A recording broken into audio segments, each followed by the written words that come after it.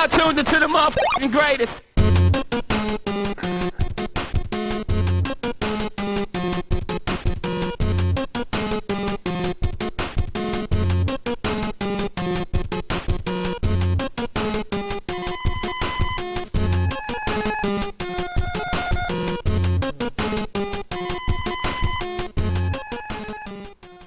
Hey, and welcome to the GenGAMEcast for Thursday, April 11th, 2013. I'm Trevor, and today, joining me on the podcast is... George Picard.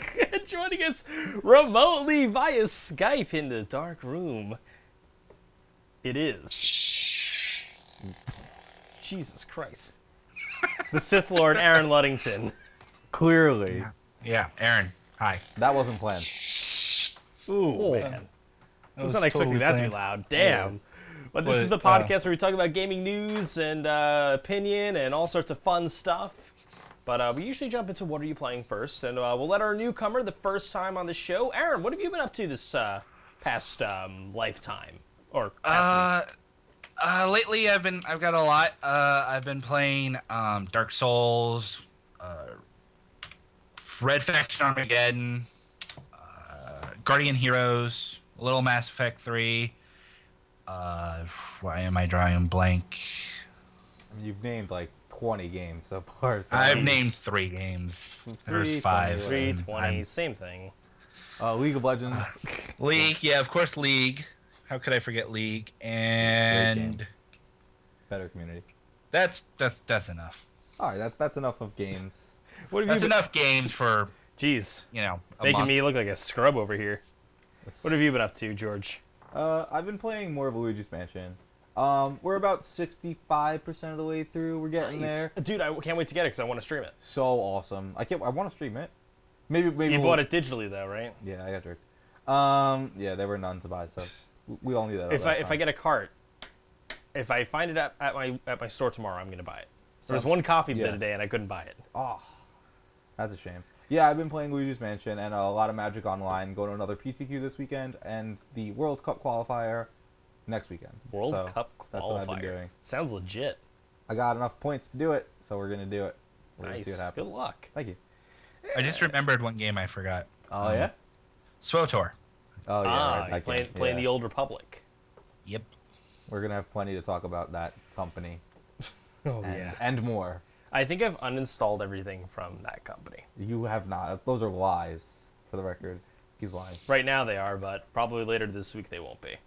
Oh my god. Anyways, continue. I tried to play SimCity. Tried. I played StarCraft and I played League. He tried to play. See, what he meant to say was he tried to play League and attempted to play SimCity as well. But yeah. I don't know, if I was playing SimCity, I would actually... I would get in, I'd try resource sharing. It's still broken as hell. Yeah, it's really bad. It's like... It's not up to speed at all. It makes... I don't know why. All this online play doesn't work. But, yeah. Anyways. Who else but EA? Yeah. That wonderful, wonderful company that everybody loves to hate. GenGAMEcast episode 52. SimCity still sucks. I mean, you might as well just call it that. I mean, yeah, I'd be maybe. Wait, why not we call it We Love EA? It was SimCity was literally not even a show topic, but it managed to sneak in there before the show even began. Yeah. Impressive job. Wasn't even talked about in the pre-show, the pre-pre-show, or the pre-pre-pre-show. No. And we still are actually, that came out like with all the talk we had about EA prior. I'm surprised that didn't get brought up. That's true. Yeah, we had this discussion 2 nights ago, actually, in another chat. But all right, let's go ahead and jump into this week. We might have remembered the story of Adam Orth from Microsoft, or Mr. Always Online, as he liked to be called. I don't know if he liked to be called that, but that's what everybody was calling him. But unfortunately, he is no longer with Microsoft. Time out. Let's go back. Unfortunately, he's no longer with Microsoft. I feel like that was a poor choice of words. I don't know. I mean, it sucks to lose a job. Fortunately for everyone else. I mean, regardless of whether or not he had any say in what was going on, I mean, the damage was done. It's either going to be a system that embraces online-only games or it's not. Yeah. And we're going to talk about that later. Right. But yes, unfortunately for him, he doesn't have a job. It sucks. He'll find one. It'll be okay. Yeah, I mean, this will clean up and he'll land somewhere else. Yeah. Got faith in him. Oh, yeah. Clearly a very good speaker. But, yeah. I mean, he resigned. The question is whether or not he was forced to resign or whether it was a... I really screwed up here. I'm gonna own up to it, and I'm gonna leave my post here. Yeah, that's the kind of person he really looked like with those comments. Yeah. So, we're gonna go. You gotta be careful, Twitter. You gotta be careful. Gotta be careful. A lot of bad things happen to people on Twitter and them tweets. Media. Yeah. In general. So we're gonna go from one guy getting fired to that terrible company we were talking about before. But there's some silver lining in this. EA claims that fresh off their victory of world's worst company? No, worst company in North America last year? Worst company of the year. Worst company of the year in general, right? Just general. Okay. They're going to buy pretty much everything they can, but not LucasArts. They are just not interested. They're not interested in LucasArts. We touched about this a little bit last week. Yeah. I mean, all the IP there is still up in the air. Nobody really knows what's going to happen to it. Mm-hmm. But I think it would be very stupid if they let all of that IP, especially what looked like it could have been Battlefront 3, just go to the wayside. I agree. Yeah, they may be a little gun shy with Star Wars properties, given how SWTOR hasn't been the roaring success everyone thought it would be. Yeah. Not to say it's a terrible game. It's just not the success that a BioWare MMO would. Yeah, it's a hard field right now. It's hard. But speaking of Battlefront 3, it's official. It's not coming out anytime soon. Someone needs to pick it up and finish it. But there is a gameplay video out there from LucasArts that had showing some early gameplay of it. Yeah, this is literally I would have bought this game. This looks freaking awesome. Like, even though it's like super beta and super early, like this had the potential to really be like the next Battlefront game that everybody played. I've always felt that Battlefront was like a little too early for its time. Yeah. Because of its gameplay. Yep. But playing that game was just like one of the best things to play online when you were able to connect to the GameSpy servers, which was a chore in its own. But the game looked pretty cool. I mean, lots of cool little elements in here. I mean, seriously, look at this. Look at this shenanigans. All right, it's enough of that. It's never going to happen. We're going to have to deal with the fact that that's never going to come out. Ever. I don't think we're going to deal with that, but not anytime soon. Yeah. I mean, while we're bummed out that Rayman's going to see yet another delay, there's some good news. Actually, some really good news. They're going to add 30 more levels and multiple new boss fights before the game ships up in September. How awesome is that? That's really awesome. That's good news. It's like that's Ubisoft taking the ball and running with it. That's a great reason to delay a game, and they're giving a complete reason why it's being delayed, and that'll appease the masses. When a customer hears that, they might even, if they were on the fence about buying this game in the first place, they might actually gain respect and just get it because you're getting a lot of gameplay clearly. So kudos, definitely a really good job, really smart decision to at least come out and explain to your customer why something's taking a little longer than it should. Or they thought they should. Yeah, it's definitely on the list of things you're supposed to do as a company. This is on the list. Yeah, it's got to be. It's got to be up there. Inform them and give them a good product. Both good things. So, next on the list, we have one of my secret favorite games that I don't know if a lot of people around know. And I'm really glad I'm doing this topic, but Animal Crossing New Leaf is going to undercut normal retail prices when it's released. Finally, when you buy a digital copy, you're actually, getting a discount. You're not getting a physical cartridge. So instead of the normal retail price of $40, we're going to get a $35 deal for our digital copy of Now Animal the Crossing question is, will the retail cart copy of the game be $39.99? That is the question. Yeah, that still remains to be seen until the game actually comes out. I think it should be. It probably will be. I mean, it's a Nintendo title, but it's Animal Crossing. Mm-hmm. It's a franchise that really doesn't have... I don't think it has a very strong foothold. No, I don't think so either. But I think this is something that they could be trying to possibly release at a lower price point and possibly encourage more adoption of the game. Being like, it's not a $40 game, but it's still going to make Nintendo a lot of revenue. Right. I think it's fine. I think it's a good move. For $35 for Animal Crossing, I'm telling you, worth it. For each dollar, the hours of gameplay that you're going to get in a game like that, definitely worth it. And it looks really, really sweet. But, yeah, I like it. Something that a lot of people, I think there's a fair number of people who follow this guy on YouTube, and he's been a little delayed with some personal projects, but this is something big to hear. The Angry Video Game Nerd has his own game. His own effing game. His own effing F*** in game.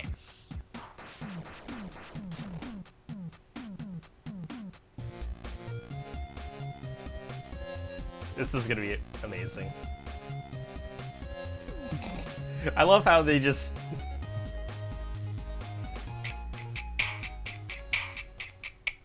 I don't know why that happened. And George has to play it himself. No, I didn't. It was supposed to be muted. It's not working. Fail. I apologize. The mute You have to hold the function button. Thank you. There you go. good. Works like a real laptop. Yeah. Almost. All right. Well, George figures that out. Anyways, just so that yeah. we're clear, I've still never played Bible Adventures. Just saying, if we've all watched Angry Video Game Nerd before. I haven't played it either, but I've never been able to find it. I tried eBaying it. I've looked at all retail stores all the time. Every time I see one of those like weird used video game stores, I'm running in and I'm looking for this game. Can't find it.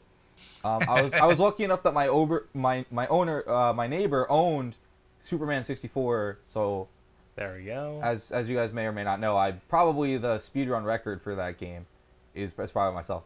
But no, actually, somebody has a record for Superman 64. I know. I have to like actually sit down and beat it, and just show them. I You don't have think to you're gonna beat the be game able to. first before you can be considered for speedrun. No, beat the speedrun. Oh, Oh no, I've beaten the game very quickly.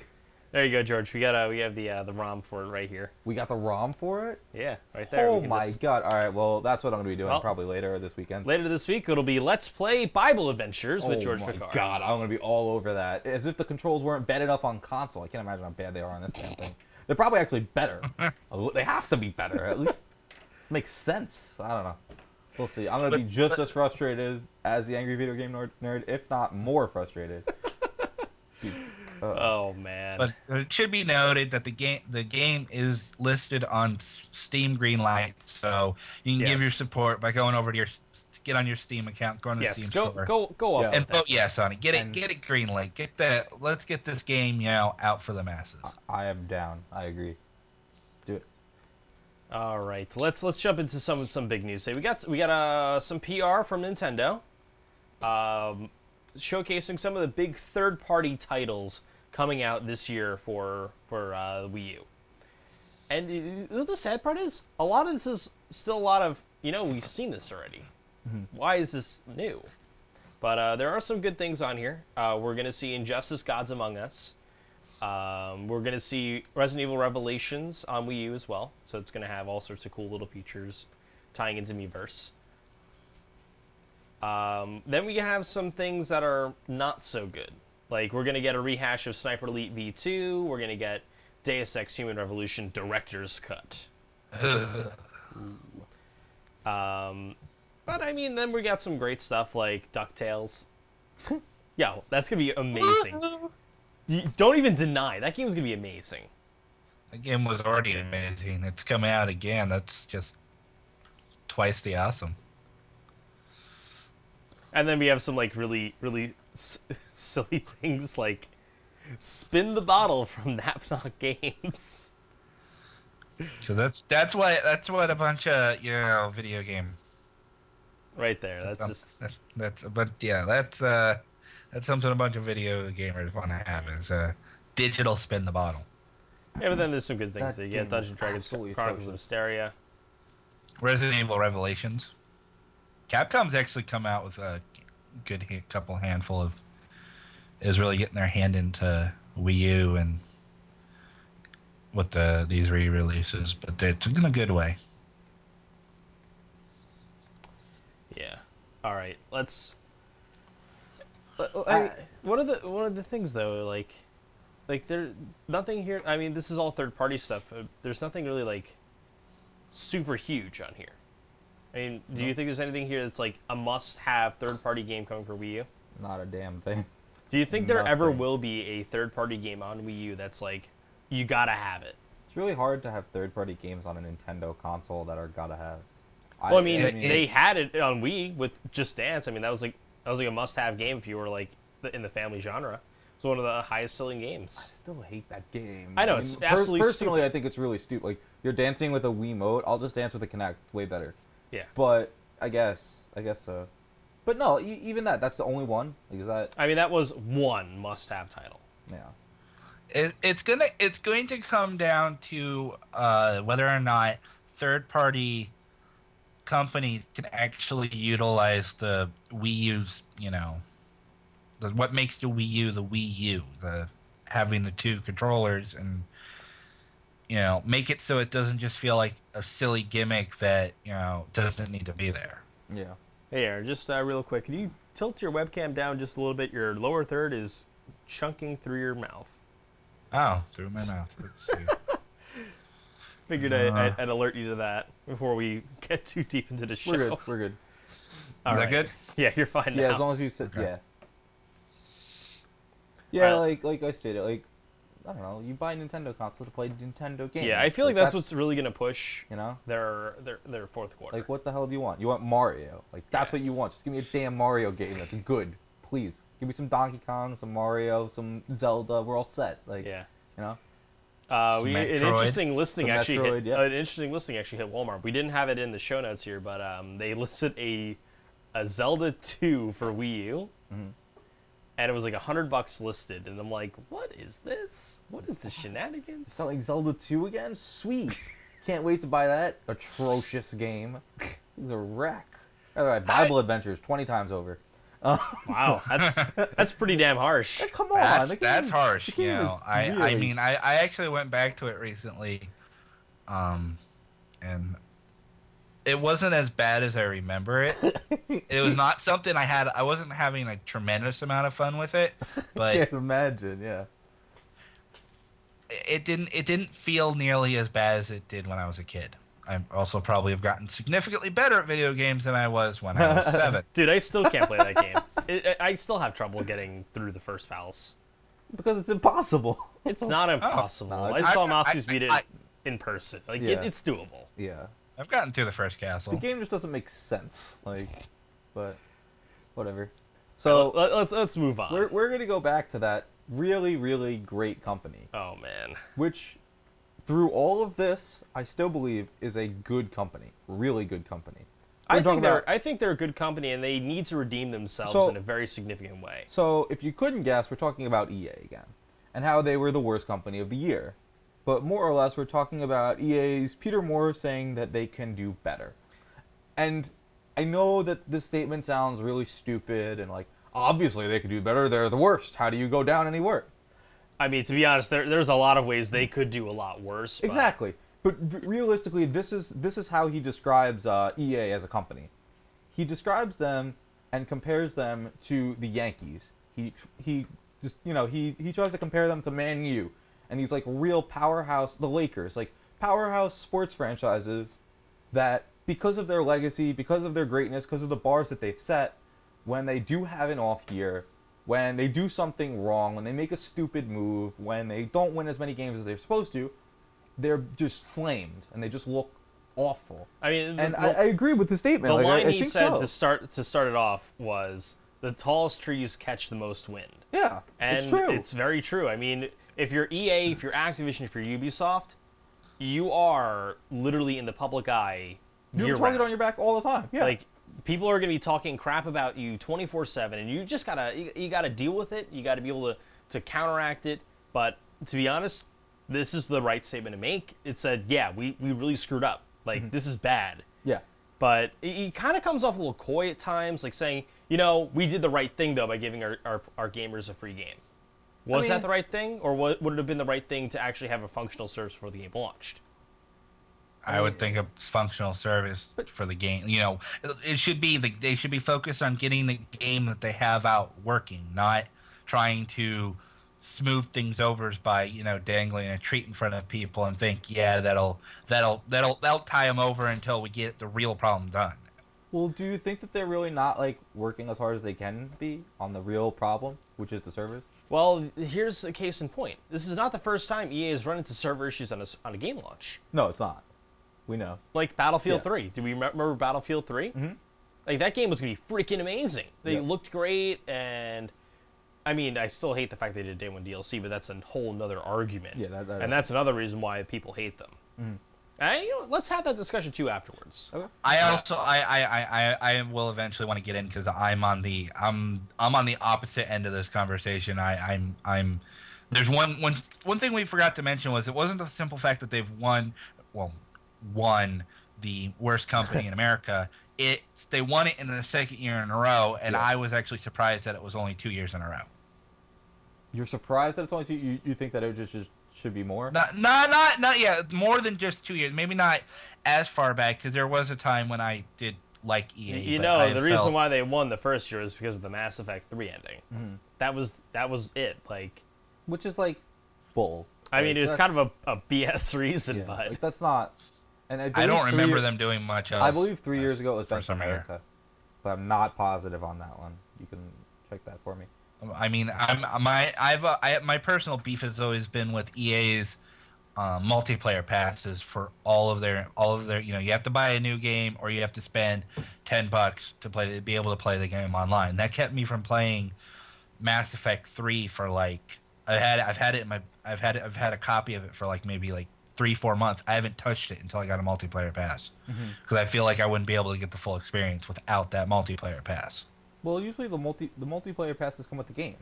Yeah, but that's only if you buy a new copy. Right. Yeah, but I understand what they're doing with that. I do also understand that it's kind of crappy for the people that buy a used copy or who get it from a friend or something like that. Yeah.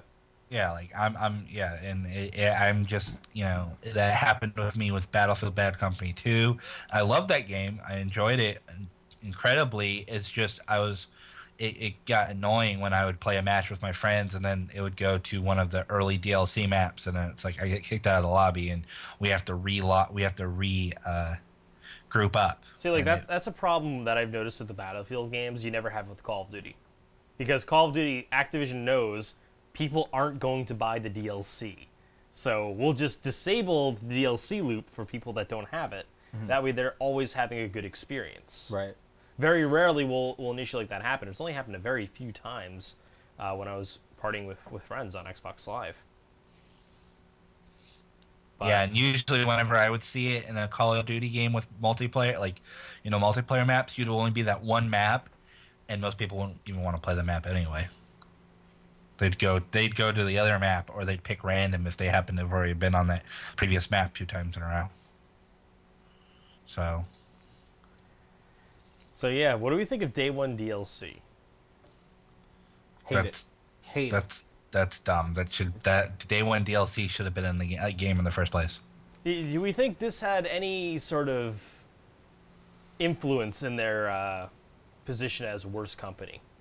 Yeah, it's absolutely disgusting. You're slapping people in the face. Some people, they save up. They're like, yes, I can get this game. You know, it took a little while. Like, they put money aside, and then you go, here it is. But all your other friends are going to be playing with all this stuff, and you're stuck with this, so enjoy. But then the worst part is, it's kind of like it's a double-edged sword. If you buy it, then you got to convince all of your friends to buy it so you can actually enjoy the DLC. Yep. And then if all of your friends buy it and then you don't, you're like, damn it, now I can't play with my friends. Yep. Exactly. Pretty much, yeah. You get punished if one person in your group buys DLC. Mm-hmm. Or if you buy DLC. Yep. Everybody gets punished. Yeah, if you buy DLC, you're a jerk. And I feel like this has got to come down from like Microsoft and Sony. Like, they have to kind of take a stand here and say, guys, we need to create value on our systems. This is a pretty big issue. Like, going into next generation, people aren't going to stand for a system that nickels and dimes you. Yeah, with everything. And the system costs enough. Like, we're going to have a system coming out. We have Ouya coming out, even though it's not fully fleshed out yet. It's going to be $100 though. Yeah. $100. Mm-hmm. And it's not going to nickel and dime you. Nintendo, I mean, the games are basically, they're shipped and that's it. But, I mean, third parties need to realize they need to create value for their customers, or otherwise they're going to quickly realize that it's just a waste of money. Or they're going to wait, if you're EA, for example, you're going to wait for the premium edition to come out later in the year that comes with everything. Yeah. Mm-hmm. Yeah. And that's a huge issue. Like you could buy Battlefield 3 today for $20. It's like the manufacturer suggested. Mm-hmm. Or you can get the premium edition, comes with all the DLC for $60. Nah. That's insane. Yeah. Is that like what happened to the point where games actually legitimately held their value for $60 over multiple years? Where has that era gone? That disappeared in the era of as soon as DLC became a norm. The idea of having a complete, having a game that's worth $60. Most of the time, there are very, very few exceptions to that rule, but for the most part, $60 games just they don't put it all in there. Once these games depreciate in value, and they kind of settle out at whatever they're supposed to be, 30, 35, you see what the games were really worth in the first place. That's what you paid for, When a game was $60 when you bought it and goes down to $35 in 2 months, but still with all the DLC is back up high, you realize that you paid for probably 55-60% of the actual game. And guess what? You want to get the 100%? Oh, well, that was $100 originally, not $60. So it's just this is really starting to get frustrating. Mm-hmm. And I mean, next year when Call of Duty comes out, they're going to sell a season pass for whatever it is, $40. Mm-hmm. And people are going to buy it, and you know what? If you're going to sell DLC, do a season pass at least so people can know the upfront cost. $100 per game. Some games, what wasn't Borderlands very you got a season pass? I think it was only $20 for this Borderlands season or pass. It was ludicrously cheap. Halo 4 was only $25. Yep. I mean, if you're going to do a season pass and you want to push DLC, try to make it as big of a value as possible. Yeah. Yeah. And don't launch your DLC day one because it's just going to piss people off. Right. Because people are going to say, why wasn't it on the disc? Yep. Well, Darksiders 2, wasn't the Crucible something that came out with, it was launched and new copies got the code for the Crucible, and it was essentially DLC. It was DLC that's not important to the game, but you get the value of it if you bought it new. That's okay. I have no problem with that. Darksiders, they did a good THQ, which I'm really surprised went unheard. Yeah, that's still something that surprises me to this day. That's what they were going down the right path, I think, with DLC because and their game's value. I mean, to be honest, EA kind of does that too with their first-run games. They have their limited edition, all these really bad Need for Speed games that come with free DLC inside. Yeah, and that's fine. There's nothing wrong with that. And I feel like they need to expand that though, because otherwise people are gonna feel pretty burned when they're buying a non-limited edition for $60. Mm-hmm. Or once the limited edition quantity runs out, that's when the price drops. So that way people don't feel like they're getting ripped off. Mm-hmm. Some games I've noticed, as I usually make a bi-weekly trip to the back of Walmart when I'm going grocery shopping. Mm-hmm. Some games still have they've been out for however long, and they still have limited editions out. For sale. I have limited editions of Dead Space 2 in my store still. Huh? I have limited editions of Need for Speed The Run in my store. Who's buying that? Nobody. Yeah. Need for Speed The Run was an awful game. I mean, besides the fact that it ran at maybe 25 frames per second on a good day. Yeah, I mean, it looked beautiful. I really don't like Need for Speed games. But I remember you ranting about that and just hating it, that it lagged. You can't play a racing game that lags. They fixed Most Wanted, though, so I will take my comments back about Most Wanted lagging all over the place. No longer lags as of the current patch, which I'm really happy about. But still. What was the last Need for Speed game? I think I was playing... Most Wanted? I think it might have been Hot Pursuit. Hot Pursuit was good. I really loved Hot Pursuit. Actually a good game. I agree. But like I have my personal demons against straight like those kind of racing games. Like they usually just make me mad. And I feel like it's more of part of the design than me just not. I won't say I'm great at them, but you know, it's a design thing. When I feel like I'm driving a paper against a barrage of boulders. They touch me, I go flying through the air. I try to hit them at like full speed, and it's like, did something just hit me? I don't want them to bring back Underground. Do you know why? Because Underground was great, and I don't want them to ruin it. You know what was the better racing game? Dirt. Just saying. Dirt was great. Dirt was awesome. There's a dog barking upstairs. There's a dog in there. There's a little dog upstairs barking. I'm trying to think of a real, like, I don't think I enjoyed a realistic racing game since like Gran Turismo 2. Huh? But then again, I'm not going there. Speaking of racing games, okay, we've got some great stuff that The Verge managed to sweep up. Remember that game Rise that Crytek was working on? I mean, I'm gonna show the trailer here. I mean, this is freaking gory as hell, and if they're able to accomplish this on Kinect, I might actually buy it. So this is the trailer for Rise. This is E3 2011. There are two sides to every coin. There was the Rome of statesmen, soldiers, and their sport. So too was there the Rome of squalor, suffering, and the struggle to survive. There are two sides to power. Order and justice. Guy just got stabbed.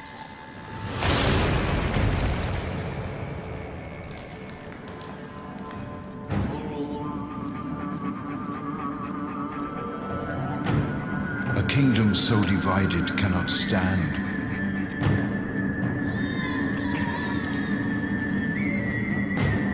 An empire will fall.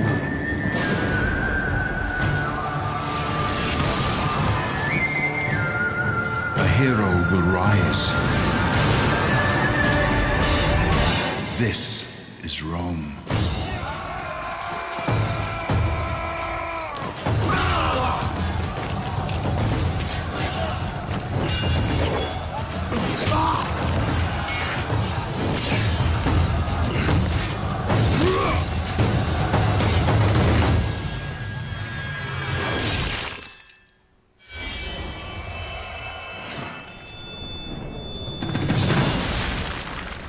Just want to get a shot of your face there. The look of disgust on your face. It just looks awesome. What are you talking about, disgust? I was like a look of, oh my god, did he just stab him in the face? I think he just stabbed him in the face with his hand in his living room. The guy's dead. You normally get you get arrested for that stuff. He got to do it. What the hell? $60, stab somebody in the face for I'm on board. I mean, you think not in real life, but in the game. Do you think this? I mean, obviously, all things aside here, this is a game that might actually really be under some heavy scrutiny from the ESRB because of the actions. I mean, literally, you're doing them. It's not like you're using a controller, but that's a whole separate argument that we'll probably talk about next week. But yeah, looks really good, and if they could really accomplish one-to-one swordplay like that. I feel like I'm speaking from press points now. I mean, yeah. But if they could actually accomplish that with next generation Kinect technology, it would be amazing. Is it going to happen? I don't know. What do you guys think? Do you think the next generation Kinect will be capable of handling this? Yes, but it just makes me mad that I have an old generation Kinect. Like what? I feel like God, this sucks. Not enough processing power. This sucks. Whatever. What do you think, Aaron? Yeah, I totally. If they really want to move motion gaming to it, it needs to happen. Yeah. Like they need to have something like that for the Kinect, and the next generation Kinect to make Kinect something other than a party tool with Dan Central. I don't even think you'll be able to pull it onto the shot. Yeah, we'll go to the wide shot. There you go. There you go. Thanks, Microsoft. This is what I wanted. It to work in the first place. Damn it. Stupid Just Dance bull crap, whatever. I hate that game. Yeah. Now I gotta. The whole reason I bought a Kinect in the first place was so I could watch drunk college girls play Just Dance on it, whatever. I'll say it. It's fine. It was worth it 100%. But now that I need to get a new one, I feel kind of jerk. But that's okay. But I mean, is that a game that would encourage you to pick it up day one? Yeah. You kidding me? Yeah, it looked awesome. The game looked good too. It wasn't just like some gimmick Kinect game. Like motion gaming is going to be sweet. Let's give you stick figures. I like feel no, like I'm not about that. I feel like the issue here though is that the gameplay is going to be very much like Kinect Star Wars, where it's an on-rail experience, and that's been a big issue with Kinect games. Is that it's heavily focused on being on a rail, on a guided track, not being able to do anything you want. Yeah. And when Kinect is able to get over that hurdle and create a real experience, that's when I think that motion gaming is here. Motion gaming is going to be here when we can put something on our head that knows our thoughts. Then motion gaming will be 100. Seriously, and this exists already, and we have it for like computers now and stuff like that. I mean, we have the Oculus Rift, which is it's going to be a revolution in VR gaming. But I think that we're not there yet. We're not there yet. I don't think so yet either. And The Verge calls us that this could be the new Gears of War Halo mega launch title. I don't know about that. No, this will be a Fable replacement. This is what this is. I hope it's way better than Fable. At least Fable 3. Well, I mean, I think he's trying to refer to the journey. Yeah, I think anything could be better than Fable. That thing was a joke. Yeah, that was. All right, we're gonna ride the horse here. And we're gonna ride the horse. This is when your Kinect will really shine. What am I? No. What am I doing? I should just go horseback riding at this rate. Like, I want gaming to be like .hack. Oh man, please! I don't think we want it at that level. But close. I would be totally in for that.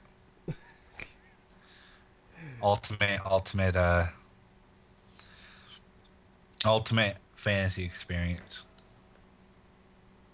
Sounds good. Maybe we'll see the end of Microsoft points with the new Xbox. Maybe. All the jokes, all of them. Microsoft? No, they're not getting Microsoft. Hey, I'm gonna go do some drugs real quick. Yeah. Episode 52. Drugs, SimCity sucks, and Microsoft points will disappear. Next thing you're gonna tell me all the achievements I've gotten on you're gonna wipe away my achievements, my gamer score on Xbox. That's actually likely. That will probably That'll make me cry. They'll probably be like, all your gamer score, none of your gamer score. All your Microsoft points, none of them. Enjoy. Always online, by the way. Honestly, that's still going to be the only thing that'll keep me from getting a new Xbox. Yeah. Well, besides being dirt poor, but that's. I mean. That throttles a lot of my decisions in life. No, and if you live in an area where your internet strength isn't the greatest, or your connectivity isn't perfect all the time, like you're gonna get really, really hurt for this. Like it's just but whatever.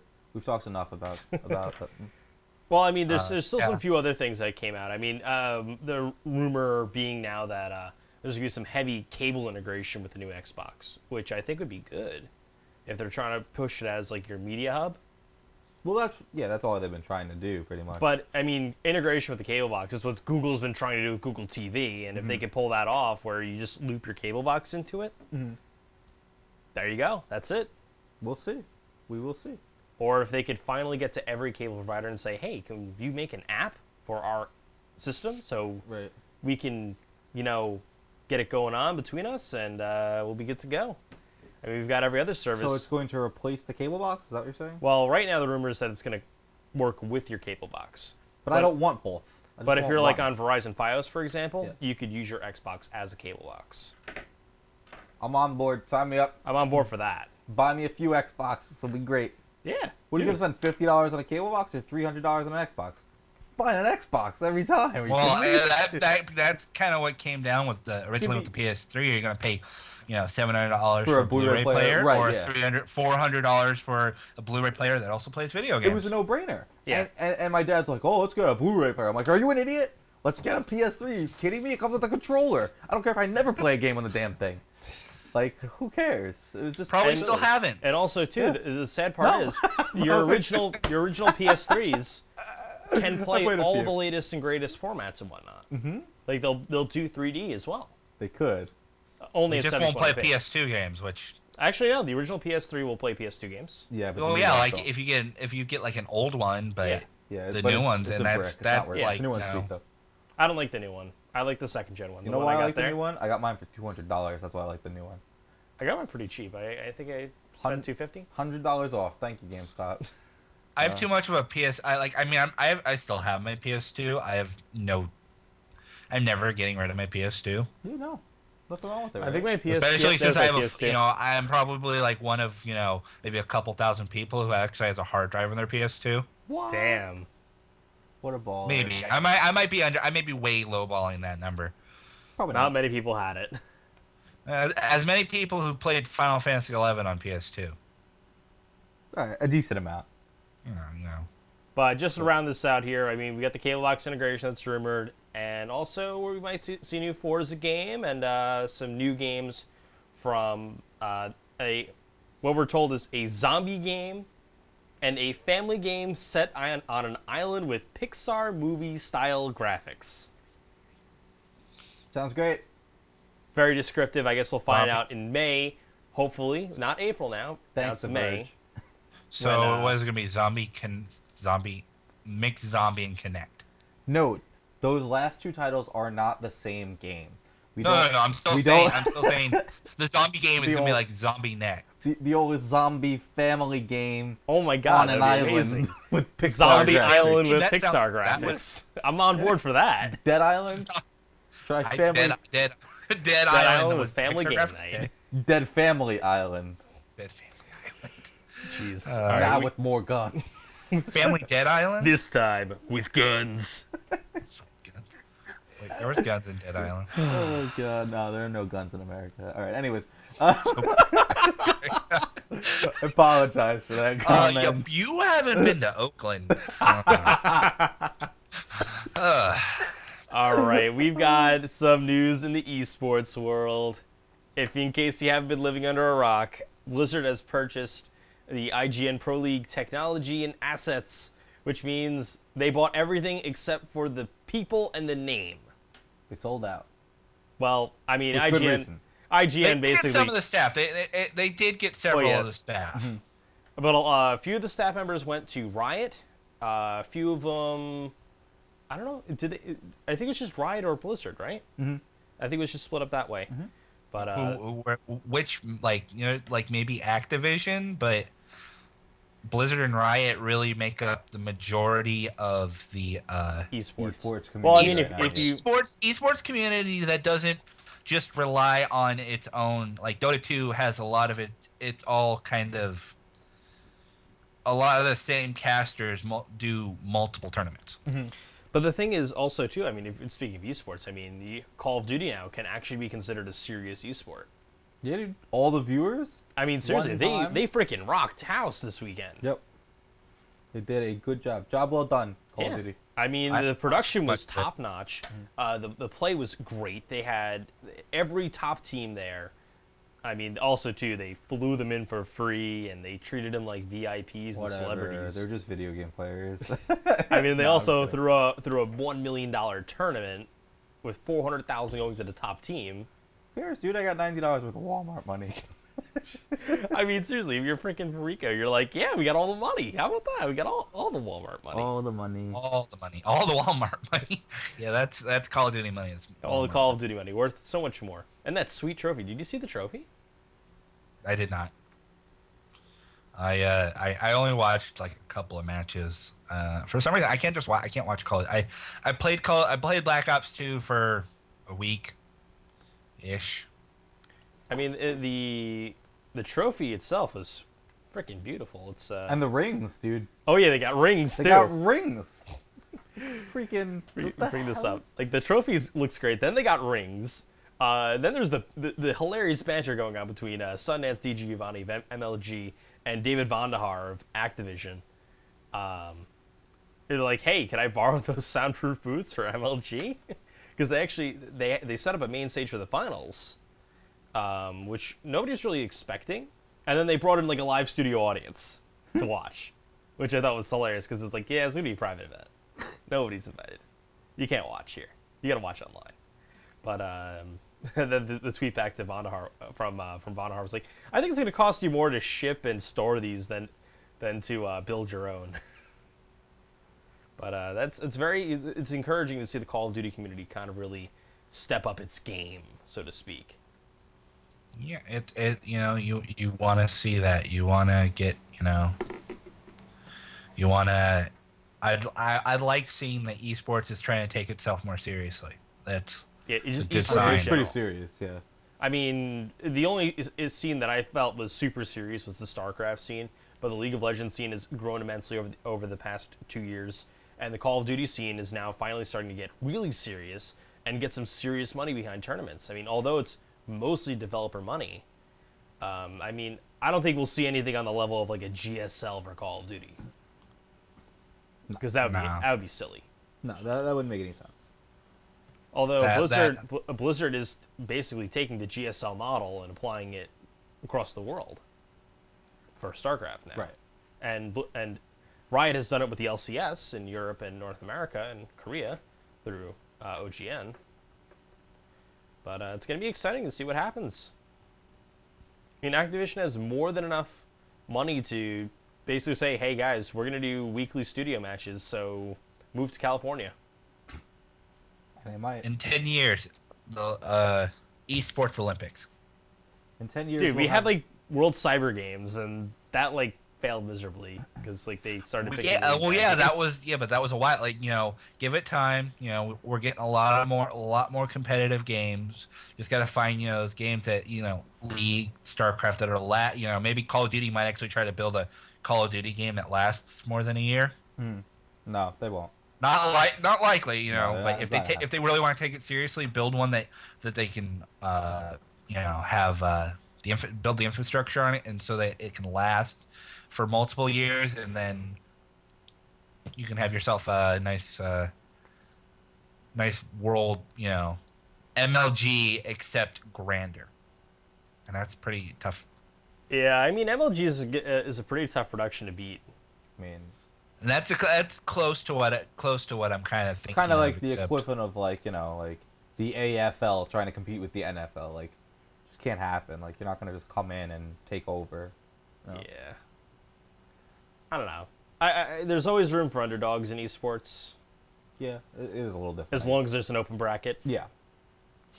MLG. I want the open bracket back.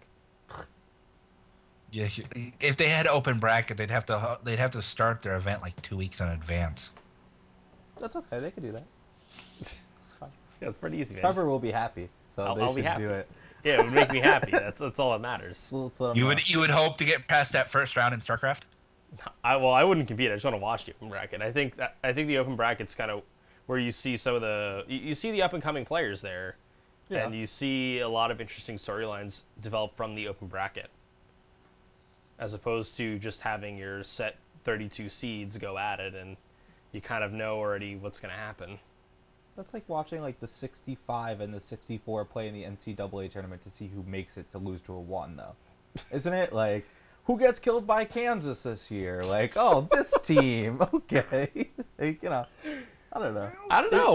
Wait, didn't Michigan win this year, though? Or did they end up losing out to Louisville? No, they lost to Louisville. But yeah, it was so close. But at least they're not a 65, with the equivalent of like, a billion seed. But I don't know. You max it at 128 seeds, but hey, if you time your cheese just right, anyone can win StarCraft. True. Same thing with League of Legends. We're gonna start our rapid fire round with shooters. That's kind of funny. Just saying. That is, I guess so. But we had a GenTEN list go up today, right? Yeah, it went up today. I thought it went up last night, but it went up today. where everybody kind of just had their pick of their top 10 favorite first-person shooters. I was not included. George decided he didn't want to participate. I don't think Kevin got a hold of him. I don't think I was ever asked. Yeah, I'm pretty sure Kevin forgot to ask George. Anyways, it's okay. You can just add him on. It's okay. Yeah. I snuck my list in after the published date. Yeah, I saw. I kind of wondering when you were saying when you said that, and I'm like, wait, I didn't see Trevor's list on there. And I go check. Oh, Trevor posted after. Oh, you sneaky. There it is. There it is. And when I published it, I forgot to close an A tag, so I almost broke the site. Can we agree on a top 3 between the 3 of us? Oh God, that's gonna be tough. All right. All right, George. We'll start with you, George. What are your top 3? My top 3 are, in no order, Halo 2. Okay. Okay. We good? GoldenEye 64. Okay. Okay. And Call of Duty 4. Those are mine. I could agree with 2 of those there. In fact, actually, except for the fact that one did not make it onto there, 2 of those are actually on my list, and in the top 5 of my list. 2 of those. I mean, what would be your exception to that list, Aaron? Well, I'm just gonna name my top 3 I have off my list. Just go for it. BioShock, Half-Life 2, and then GoldenEye. There you go. 64. So we got one together. There you go. Although I will mention my 4 is Call of Duty 4. There you go. We're right there. I think this is gonna be a lot easier than I expected. I mean, my top 3 were Call of Duty 4, Halo 2, and then Black Ops 2. There you go. My number 4 would probably be Counter-Strike, by the way. Like right rounding out those. I had Counter-Strike at 8. There you go. I mean, I believe I think I have one of the more surprise picks on my top 10 list. Yeah, it's actually really embarrassing. I don't even want to talk about it. Wait. You don't want to talk about Shadowrun? Oh, okay. That's not actually what I was talking about. Duke Nukem 3D. That was like the earlier one off the early PCs. I know, but that one's not. What was the one that you were? Shadowrun. Actually, I was very tempted because I felt I had a lot of the same feelings for Shadowrun that I did for this other game, but I left it completely off my list because I think Kevin would have disowned me as a friend. I left Brink off my list, even though I was gonna say, where's Brink? Where's I like it. I like it. It was gonna be my number 10, but then I couldn't fit Shadowrun, and I really I felt Shadowrun actually, Brink had a lot more issues than Shadowrun did. Shadowrun's issues were more of I think it was a little ahead of its time. It was a rip off of Counter-Strike, but it was something, not something I hadn't played a lot of Counter-Strike. George, I'd like to direct your attention to the to Twitch TV chat real quick. Oh God. I have it up on the screen, so you could just look right here. Yeah. He messaged everyone multiple times. Get dunked. Oh, whatever. It's okay. I didn't get anything. Sure. But yeah, I loved Shadowrun. I had an incredible time every time I played with my friends, and I got to play as a dwarf. Yeah, I felt that game had a lot of potential, but it was just it was held back in so many ways. Mainly being the balance issue between PC and console, and the fact that nobody played it after a month. Mm-hmm. There was plenty of people who played it after a month because I wasn't having a problem finding matches. But you noticed it was all the same people. No, it wasn't. I had that issue. I would ban. I would Ignore, unprefer, and sometimes report maybe illicitly. Maybe because I just didn't like them. But that actually happened to a couple of my friends. Their accounts would get banned even though they didn't actually do anything wrong. They just didn't want to be played with. People just didn't like what they were doing to them in game. Similar. Let's just say it was similar to what George does to people in Madden. Pretty much. Yeah, I get reported a lot. I get a lot of bad feedback in Madden. Probably. I mean, have you ever been banned or? No, I've never been banned. But I've gotten some bad rep, Probably from running like 70 straight fake field goals, but like doesn't really. What a troll! I mean, you are an absolute troll. Like whatever, still destroy everybody. It doesn't matter. I got a few, and I was like, I got one for trash talking, and I was like, I don't even know what's that. How do I get one for trash talking when I never talk to anyone? The number of bad words said when you play that game is incredible. Almost as bad as League, seriously. Oh man. It's seriously, yeah. Yeah, I think we're done with shooters now that we're talking about Madden. Yeah. All right. You know, I had this thought the other day, and the thought that ran through my mind was, is Michael Pachter actually right about what he's saying? And if you didn't see his latest interview with Adam Sessler, who actually, you know what? I'm starting to actually like Adam Sessler again. It's because he's back on his own. He's not a part of. He's not involved. Like, I liked Adam Sessler pre when they made X-Play into, like, you know, him and Morgan Webb, like before he became, you know, had to bounce off. He had a show on Tech TV by himself. And I liked that show. That's one of the reasons why I started watching Tech TV a lot. And then X-Play came along, and it kind of went downhill from there. So, and now it's Esquire. Essentially, Pachter's points were, the Wii U is a crappy product. And every rumor surrounding the new Xbox is bullcrap. Right. So, did you guys get to watch the interview at all? I did not. You gotta watch it. I've read some of the notes here, and I read some of the article. I think he's right about the mandatory game installs, but still requiring the disc to be in to actually play the game. I think we're going to see a lot of parity between the systems on this, between the PS4 and the Xbox 360, because even though you're going to have a 3x or 4x Blu-ray drive in there, it's still going to be slow to load data off that disc. Yeah. So it would be better off for everybody if you pre-install the content. But the interesting thing was the online-only component. This is tying into the media discussion before. The online-only component might only be associated with being tied into just television content. So the system is always online because it's tied into the rest of your entertainment. Okay. Maybe it could be that there was buzzword bingo flying around, and they said always online, and word got out saying, "Oh my God, this is going to be always online," and people started panicking, right? Not thinking maybe that's what they meant. So we gotta decipher the buzzwords, see what's really going on. But yeah, as of right now, still, once again, they're just rumors. We don't know. As for the Wii U being a crappy console, I kind of have to agree with them. I'm not gonna agree there. I don't think so. The reason I'm not gonna agree is just because I don't know. When I think of a console as being crappy, I'm thinking about what it does, what are its features. The Wii U gives you plenty of options, and it gives you plenty of features. It's not the Wii U, it's the support that we're getting from Nintendo. But when you think of the Wii U as an experience right now, yeah, you're just thinking about like one game. There's nothing. That's the problem. I mean, there are some good games like Lego City Undercover, great game, solid game.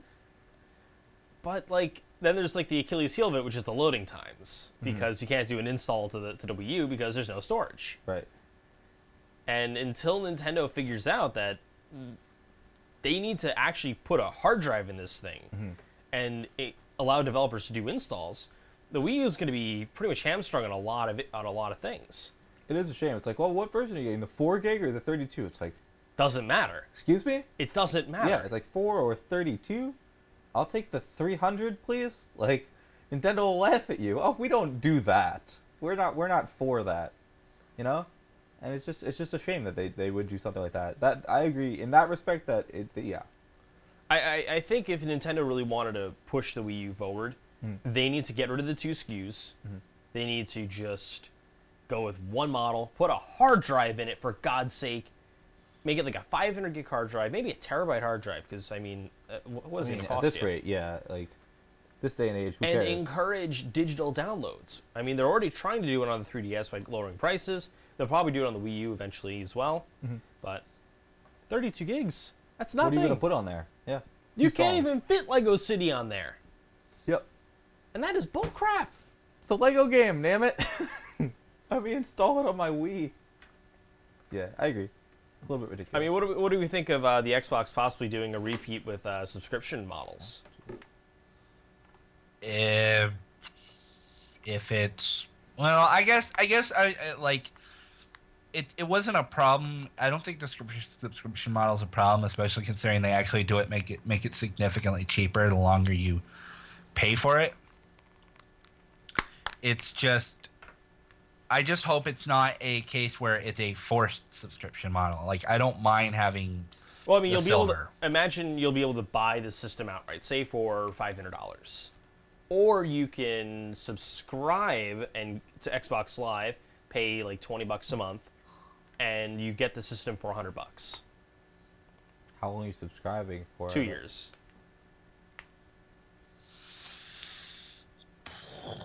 What happens if I didn't? Like, well, okay, you're doing it $20. Like, would you be paying $20 up front, or are you just paying $20 a month? You'd pay $20 per month. So essentially, you're paying $500 for the system, but they're giving you the option for a essentially rent-to-own system. Yeah. Yeah. Well, I mean, it's just like your contract cell phone. Mm-hmm. Yeah, exactly. You get it's subsidized. Like, yeah. Oh, you want to? I honestly that way I could see personally. I could see doing that. I could.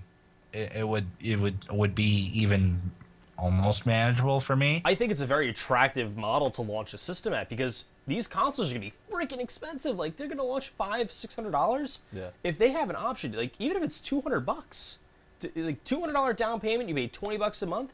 I could see a lot of families going for that, and tie it in with an Xbox Live Gold subscription. Right. Yeah. And imagine this: if they are able to actually partner with cable providers and turn these things into actual like cable boxes. Mm-hmm. I mean, not even DVRs, and the providers can say, "Hey, you can rent an Xbox as your cable box, or we'll sell you a cable box if you commit for 2 years for our service." And then you don't pay anything extra. You just get the Xbox for $200, and you just got to commit to the provider. Right, which you were doing anyways. I mean, that would be so worth it for a Verizon Fios, for a cable company, for a Comcast, a Cablevision, Time Warner, because that guarantees that customer's going to be there. Yeah, they have to be. They want their Xbox. Who cares at that point? Yeah, I agree. But I mean, that's something that might actually happen. And if it does happen, Microsoft set themselves up for almost a guaranteed win. If that happens, sky's the limit. Yeah. Yeah, they're clear winners. If they actually if they go with that pricing model, they will definitely set themselves ahead, and I'll probably take back everything bad I've said about Xbox over the last few weeks. Yeah. Almost. I mean, it's all rumor at this point, but if they actually, there's usually there's something there in a rumor. Usually rumors aren't. Yeah, it didn't come from thin air. Like, someone said something. It's an idea, whether or not it's an idea that someone goes through, or if it's actually what we think it is. Yeah. Right. Yeah. I do think, though, that if it was $100, that would be pretty low. Yeah, that is. Alex is pointing out that would be absurdly low. Yes, that is absurdly low. But a man can dream. Put it of this a cheap way, Xbox. like iPhone comes out, want the iPhone, $550. Oh, you want it with a 2-year contract, $200, $250. That sounds Man, right around the $550. right You're an area. idealist. Yeah, that sounds right. About the right idea. Think about $700 for an iPhone. I know, I'm just saying. $5 Xbox. Let's go. $5 Xbox. I'd pay for that. So I think we're gonna stick on to the Wii U, right? Yeah. So I mean, the Wii U's obviously not doing it's not selling as gangbusters style as the Wii was, and that's obvious. So what do we think the Wii U needs to really? I mean, let's say me and you didn't own a Wii U. Aaron, I know you don't own a Wii U. What sort of experience would force you guys to say, I got to go out tomorrow and buy this thing? Given you had the funds and you had the options. Let's say you had the money and it was in stock. The stars were aligned, the moons were out. I won the lottery. Whatever. Yeah, you got the money to do it. What would tell you I need to go out and buy this thing?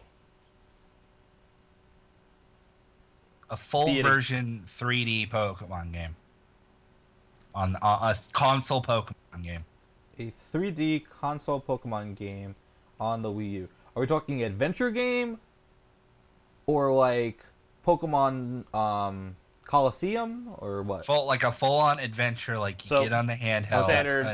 Standard issue Pokemon. So your standard, let me start at Pallet Town, let's see what happens. Okay, I like it. Yeah. I like it. I think they need to do something like that to really push the system as a must-have.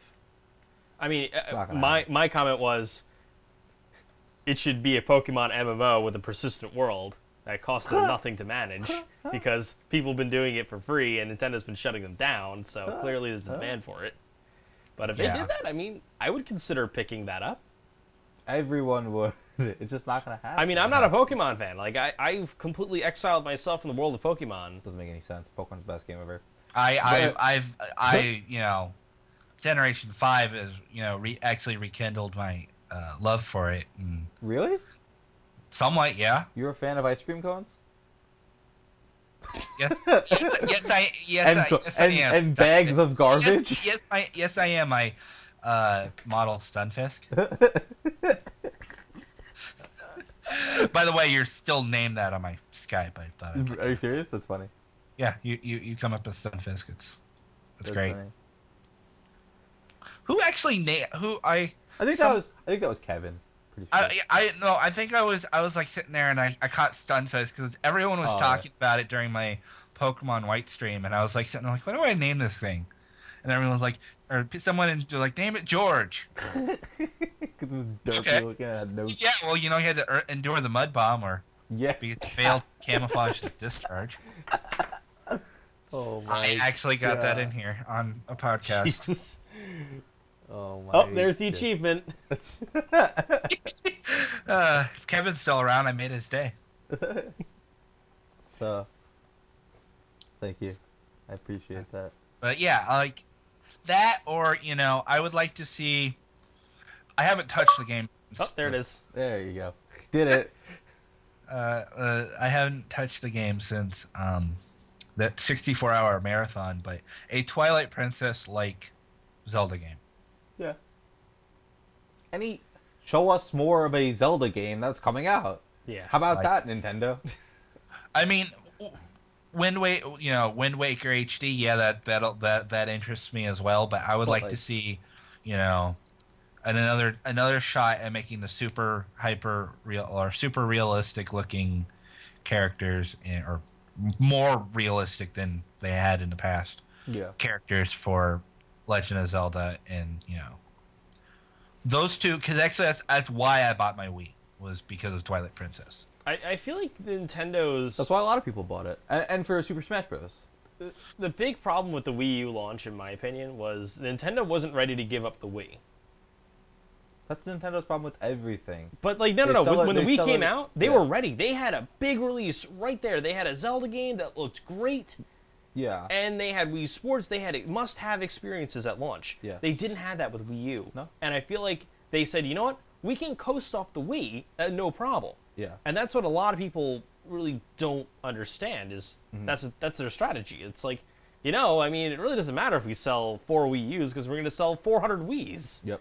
And then once we pull support on those Wii's, everybody's going to have to buy a Wii U. Right.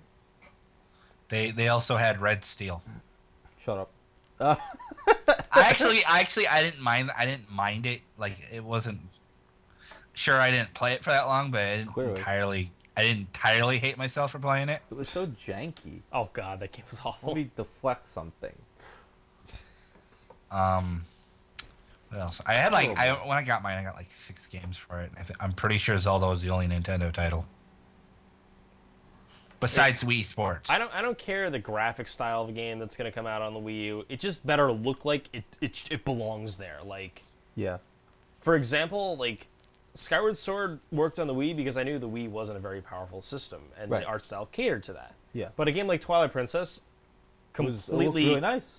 I mean, it was outclassed on the Wii. Like, imagine if Twilight Princess was on the PS3 or Xbox. It looked awesome. Let's see. Is this the video? I think this might be it. somebody actually rendered Twilight Princess in high definition in 1080p. We'll feed you guys the 720p version, and this is just straight rendered out of the Dolphin emulator. I mean, wish I could get that used to work on my computer. All right, let's see if they can load up. If I can get to like a right there.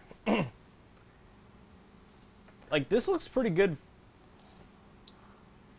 Like, if the Wii could have actually held this resolution, it would have been pretty damn good. I mean, yeah, the polygons look a little janky, but yeah, but this art style in high definition looks really good. Yeah, of course. Like, if they pulled the Skyward Sword deal in 1080, yeah, it would look great, but it would not look as good as this. No. And I don't think it would move systems like this would, because, I mean, if you're going to be doing a game where you're slashing a sword, I mean, I think a little bit more of a grounded in realism art style plays to the gameplay. 100%. Like, I didn't understand, like, Skyward Sword at points. Like, I don't know, it just felt too fake at times. Gear game. But I think that's enough of that. We could dream of a Twilight Princess in HD. Or, you know. Well, it's a reality. You just have to have a working Dolphin emulator and a computer that could run it. Yeah, but that's not what we're paying for. Done. A console. Got it. Yeah. All right. I'll see you later, guys. All of the dreaming. You're done. Yeah, I'm living. I'm still living in a dream world of my own. Anyway. Anywho, it's enough of that. We do, however, have one video. Oh yeah, we've here. got some gameplay here from a game that is gonna kick your ass all over the place. Every time. Prepare to die. I don't think is enough of a warning for the first game. Yeah, I mean, this game is going to just get dunked, dunk you over and over and over. It is, of course, Dark Souls 2. So let's go ahead and roll the trailer.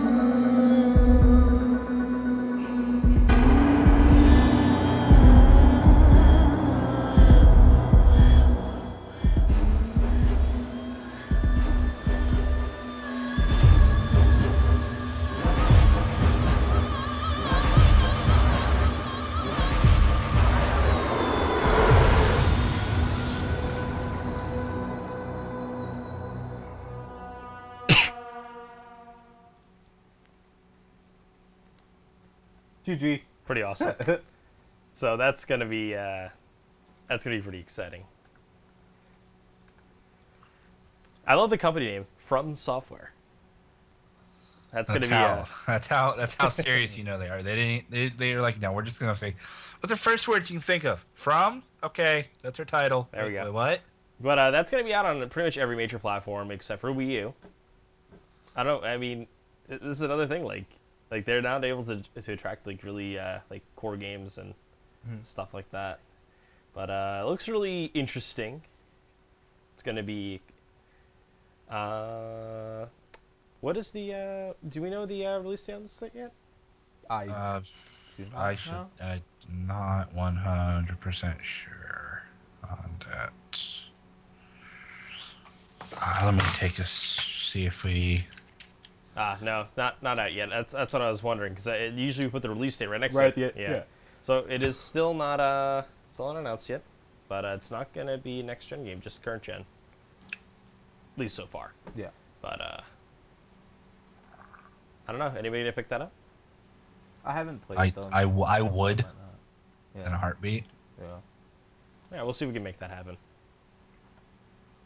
All right, on the calendar this weekend we have AGL Nashville this weekend. If you're into high-level Halo gameplay, this is going to be one stream you're not going to want to miss. It'll be streamed live on Twitch TV. They have like a 12-hour stream schedule, which is insane. It's pretty awesome. Yeah, it's awesome, but like... It's a lot of Halo. Oh my god, 12 hours of straight professional-level Halo. That's pretty cool. People might be able to learn something. Nah, they'll still be scrubs. Yeah, so if you wanna go check out the site, it's gonna be at arenagaming.us. Jeez, I can't talk today. It's like 11:40. I should be sleeping right now. Yeah, same here. But they've got so many things on here, and they've got the schedule right up here, so you can actually see all the teams that will be coming in. So I mean, there's some really notable names in here, like Fnatic. It's one that I noticed, but I think I'll be always have a team somewhere. I'll be keeping my eyes glued to this stream though, because I really want to see Halo pick up as an what esport it looks again. like right now, yeah. I don't even know what it looks like right now. It's at the competitive level. Yeah, I'll be honest, it's not on the level where Call of Duty is right now, which is unfortunate. But let's face it, Call of Duty killed Halo. It's a sad still Halo reality. 5. Yeah, that's if Infinity Ward says, you know what, that esports thing, screw it, forget it. We just need Halo cast. Oh man. Anything else you guys want to add on to the calendar today? Watch coverage of the MTG World Cup qualifiers next weekend in Baltimore. Watch coverage of a PTQ from Wizards of the Coast on Saturday in Connecticut. I will be on the stream, hopefully, in a feature match. Hopefully. It's pretty much all And I got. hopefully he doesn't get dunked. Hopefully I don't just punt. Yeah, I've played one feature match in my life on camera. Punted so hard, it was terrible. I mean, He like, couldn't handle it. He couldn't. I was just like, it was like such an obvious decision, and I'm just like, time to punt. Boom. And lost the match. Ended up going X2-1, missed top 8. So how was the how far was that punt? Was that like a 10-yarder or? I shanked it. I not only did I punt, but I shanked the punt. It wasn't even pretty bad. It does not get much worse than that.